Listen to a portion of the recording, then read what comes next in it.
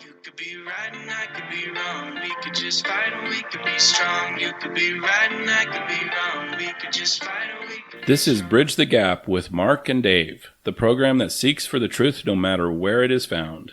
I'm Mark. And I'm David. The good that I've done, the bad that I've done, the relationships that I've had, and the ways, the dynamics of those relationships, I think they were all for me to learn and to be able to now, in a healthy state, reflect on and then turn around and help those that are going through similar things. And that's the reason I'm very open about sharing my story, is because I'm such a believer that if we go through something, then it just makes sense logically, and I do believe spiritually, to then turn around and be totally open to helping those that are going through or could go through something similar. Well, great. I'm excited to hear your story. Where do you want to start? So I grew up in an LDS family. My dad's a convert to the church. My mom has been a member her whole life. I was the all-American golden child, to be honest, up until I was 15, and playing all the sports in the world, really good at them, all that stuff. And then got injured, and I'd been hanging out with kids a long time, or for years, that were like drinking, doing drugs, stuff like that, but never did it. And then at 15, I decided, hey, I'm going to try smoking weed one time. Just one time. I'm going to try it because I'm curious. Everyone says it's so bad, but I see all these people doing it. What's up?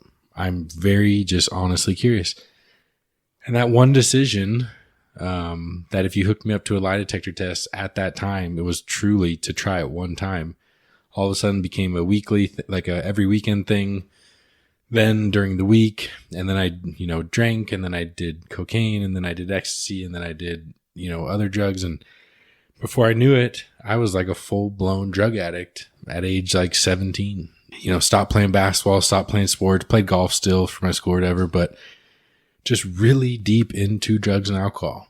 But the interesting thing is I was a fully active member of the Church of Jesus Christ of Latter-day Saints, like fully blessing the sacrament, holding a calling, going to church, and I didn't bear my testimony ever in church on like fast and testimony meeting, but like having a testimony and like just battling it. It was a battle for me. I would throw away drugs. I'd break paraphernalia and just like, hey, commit to doing better, but then go back to it. And, but I was deep, and I fell in love with drugs, to be honest. Were you just keeping all of this hidden from your family? Full on double life. Like, did they even suspect that you were doing any of this at the time? So to be honest, my memory of all those times are very hazy, truthfully. They found stuff in my car. They found stuff all the time, not all the time, but quite a few times. And then I would just bluff and lie so hard.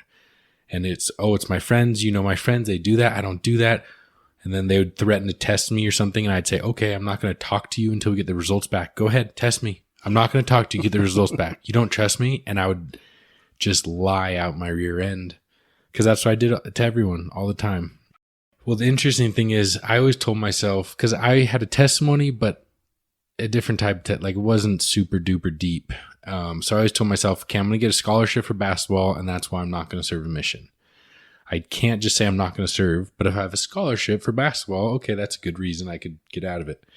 But then I broke my ankle, had surgery, put screws in my ankle.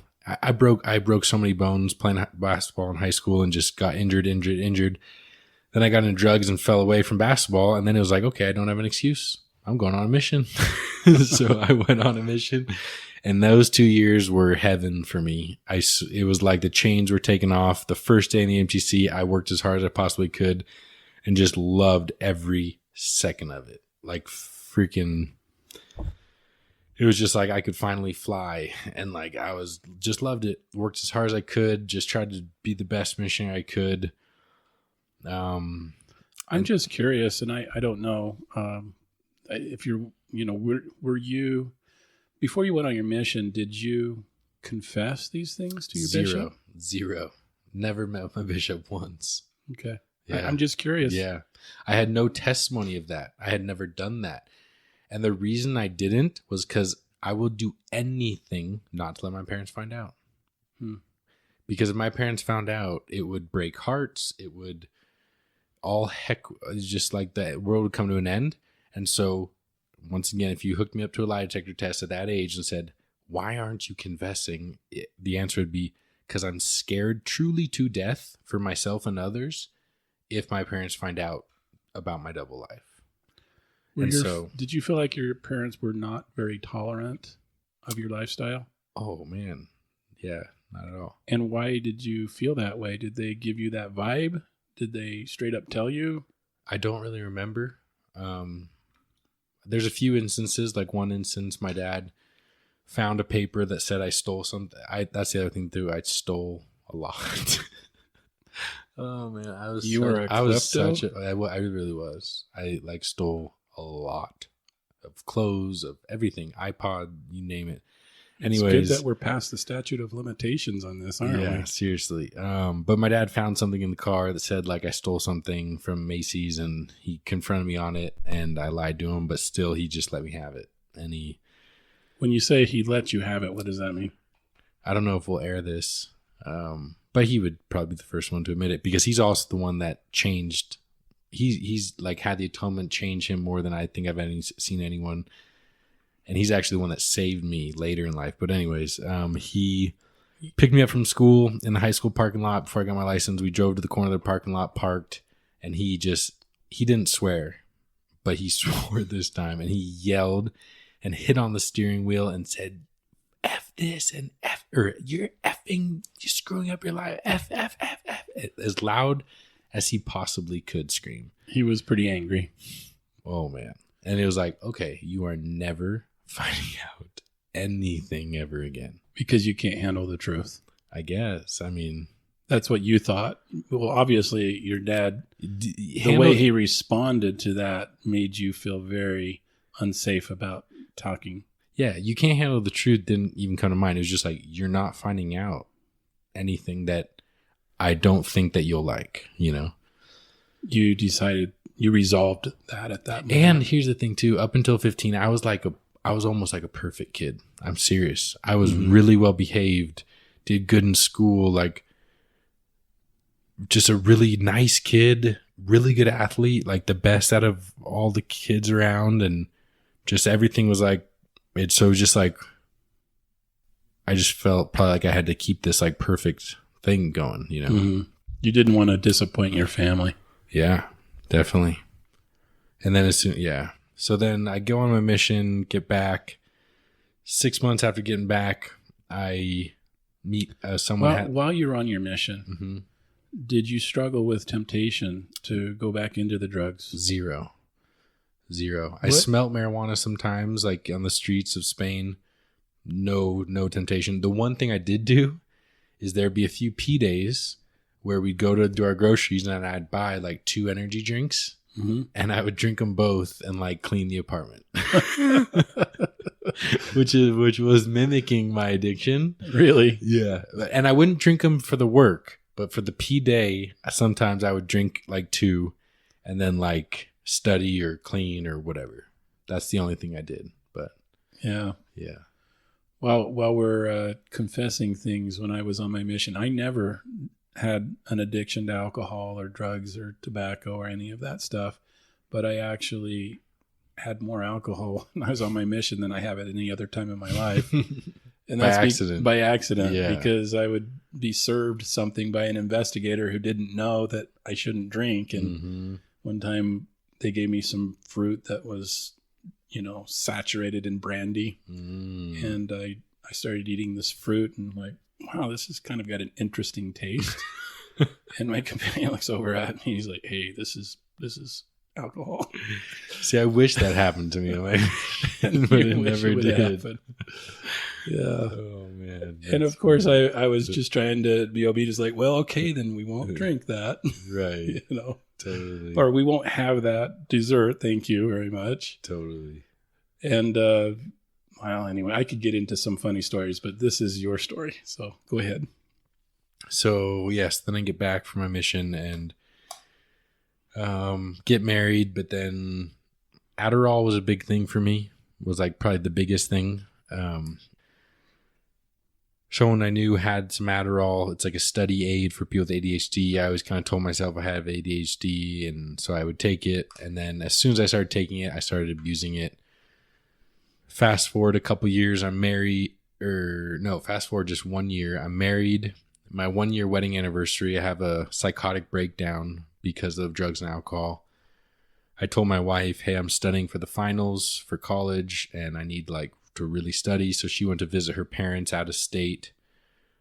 When the truth was I had already dropped out of school, wasn't going to school at all, and just dropped her off at the airport, drove, bought a whole bunch of drugs, went to her parents' house, which is where we were living, in state, their other house, and just did. Was this in California? Utah. Okay. When I was going to BYU, or I dropped out of BYU, but anyways, did a bunch of drugs and then just tripped out and freaked out.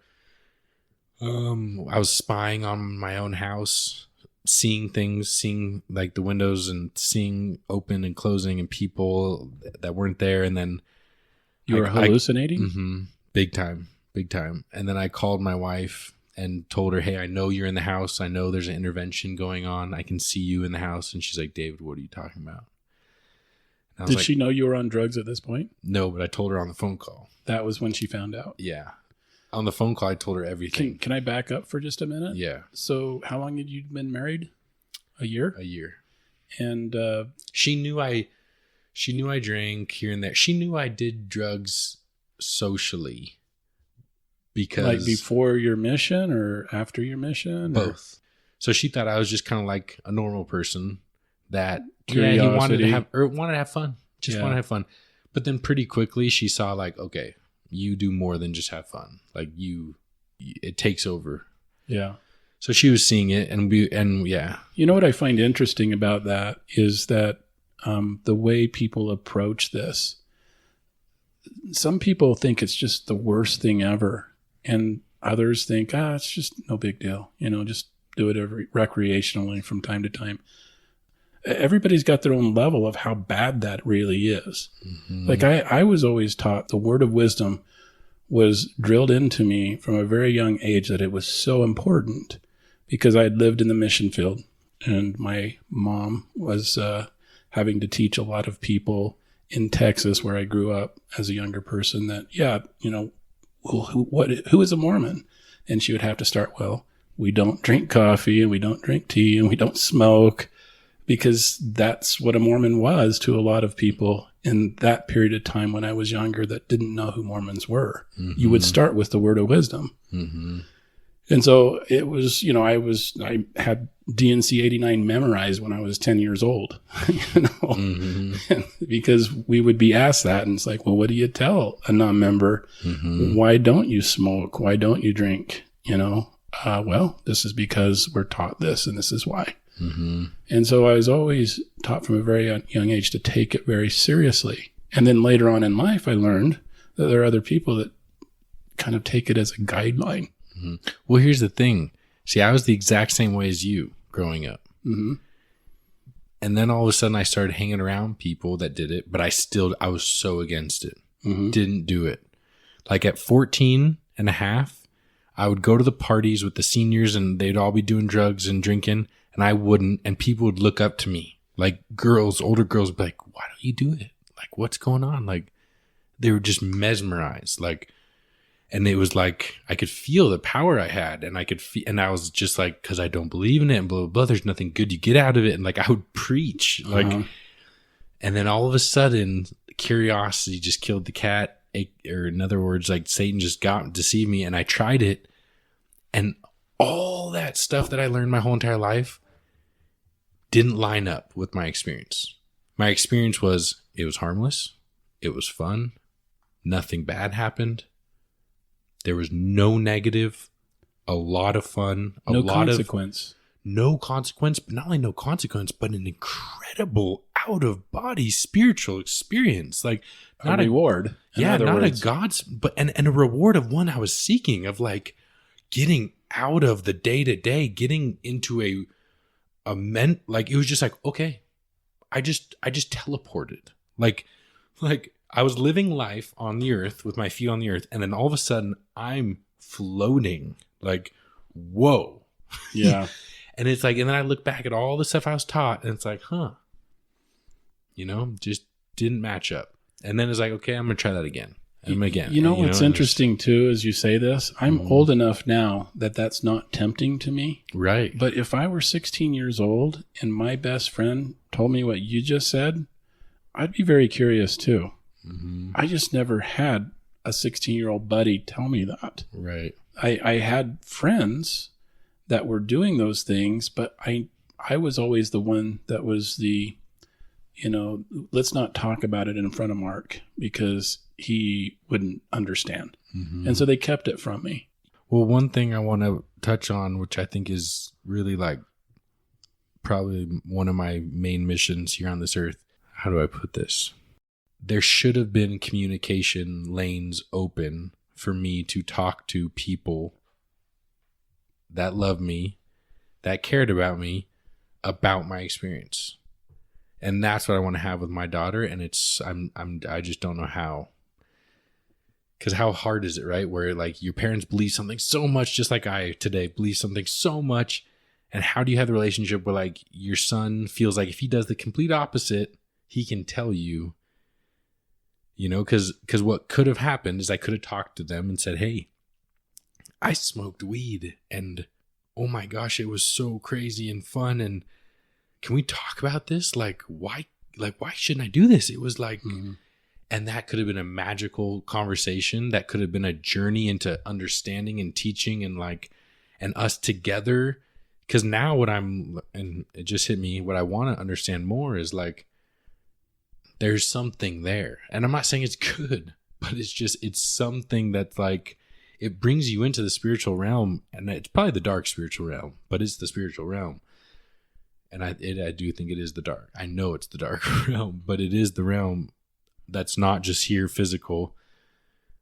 And I swear it can be a learning. It can be a lesson. Like, yeah, Dave, did you see that? Like, now let's talk about the spiritual things. Like, cause there's good, and anyway, so that's the part that I want to just try to open up the conversation for parents, especially parents that are members of the Church of Jesus Christ of Latter-day Saints or any other group that really believes against doing drugs or drinking alcohol or whatever, and just somehow keep those communication lanes open. And it would be hard for somebody who's not gone through that experience. I wouldn't know how to. If your kid came to you and said that, yeah. I just wouldn't relate. I feel like that's why one of the reasons I'm here, and that's the reason I had those experiences, so that I can speak to that and bridge that gap. Yeah, seriously. Do you think that there's going to be people out there that hear your story and think to themselves, I want to keep my kid away from him? Interesting. He sounds dangerous. Interesting. Yeah, totally. And how would you respond to that? There's a lot of people that heard Jesus and said, I want to stay away from him. I'm not comparing myself to Jesus, but there's just always people that aren't ready for the truth. Like, they're still trying to pretend this world isn't what it is, in my opinion. Mm-hmm. They're trying to still pretend that they can shelter their kids, and that's an absolute lie. Because as soon as your kid turns 18, as soon as your kid leaves the house, how are you going to shelter him? And if they've been sheltered the whole time, good luck with them. Because all of a sudden, everything is open. They've never talked about it. They've never touched it. They don't know anything. Man, I feel bad for that person. I'm scared. I'm scared for that person. Because those are the kids that overdose. Those are the kids that, whatever. So I just think in the world we live in, if you're in touch with reality, you have to talk about stuff. Do I think people should try drugs and alcohol? Of course not. But do I think they should all talk about stuff like this and sexual stuff? I mean, that's even more prevalent. Like, the conversations need to be had. The communication needs to be open. And if not, you're living in a false reality. Yeah, I'm at a loss for what to say, because when I was growing up, my parents basically expected me to be perfect. And if I ever messed up, I was shamed for anything that I did. So I was afraid to mess up. And like you too, I wouldn't have wanted to go to my parents and admit anything that I had done, any mistake I'd made. I was not perfect either, but I just didn't get into the drug and alcohol scene. but I sloughed school. I I played hooky a lot. My brother, when I was 15 years old, wrecked a car up in Corner Canyon, and he came and got me and drove in the family car up to get his car. We fixed it, and then he had me drive the family car home when I was 15 years old, didn't have a driver's license. And to this day, my parents don't know that I did that, And, so I did my fair share of things, and I would never have told my parents anything that I ever did because they would not have understood. And I was afraid of the consequence that would befall me. Because anytime that I did do something that my mom found out, she embarrassed me with it. And I didn't like being embarrassed. But then there was this other part of me that just didn't want to do bad things either. And when I did, I felt tremendous guilt over that. And that kept me from doing a lot of things. Just this inner guilt that I had that I would like, I don't want to feel that way again. And that was all self-regulated. But then there was this layer of family regulation on top of it that was super oppressive. Are you grateful for it? I think, like you do, I was going to do what I was going to do, whether they tried to keep me from doing it or not. I don't think that I didn't do anything that, well, I don't know. I look back, there was one party that I really wanted to go to, and my mom would not let me go to it. And I was so mad at her for not letting me go. This was when I was a teenager. And it was just because my friends were there and people would talk about these parties at school the next day. And I wanted to understand. I wanted to know what the fun was. But there were things going on in those parties that my mom was smart enough to know that she didn't want her child to participate in. And so she wouldn't let me go. And it did really upset me. I look back on my life now and think, well, what if she would have let me go? I would have experienced those things. A lot of those people that were going to those parties ended up going a different route. When I was your age, 15, 16, I gravitated to a group of friends that were different than the group of friends that were going to those parties. In my sophomore year, I was with a friend named, I've got to leave his name out, but I was hanging around a friend and we were sloughing school and doing things that we really shouldn't have done. And I just decided one day I didn't want to do those things anymore. So I stopped hanging around him and I found a different group of friends to start hanging around. And then I was called on a mission, and this friend that I was really close with in my sophomore year came to my farewell. And I found out the day I was supposed to report to the MTC to go on a mission was the same day he was going to report to the court to find out if he was going to be convicted of grand theft auto and spend 5 years in prison. There was my dichotomy. There was the crossroads. If I would have kept hanging out with that friend, probably would have been going to court to find out if I would spend the next 5 years in prison instead of going on a mission for 2 years. Things happen the way that they're going to happen. There are no coincidences. We can't lament what coulda, shoulda, woulda happened in our lives. It happens for a reason. We just have to accept it and then make the most out of it. That's it for this episode of Bridge the Gap.